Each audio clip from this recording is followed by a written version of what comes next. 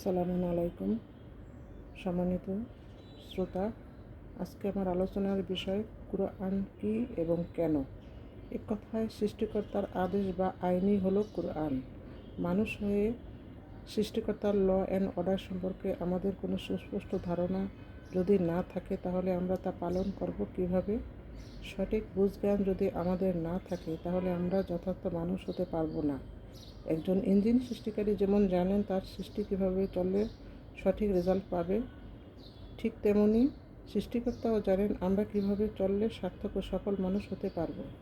তাই সম্মানিত শ্রোতা, আমি চাই আপনারা কোরআন পড়ুন এবং দুনিয়া ও আখিরাত সফল সুন্দর করে গড়ে তুলুন।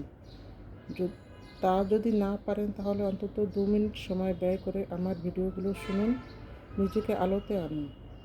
সবার জীবন সার্থক ও সুন্দর হোক। ভালো লাগলে লাইক, কমেন্ট ও শেয়ার ও সাবস্ক্রাইব করতে ভুলবেন না। ভালো থাকবেন সবাই। ধন্যবাদ সবাইকে।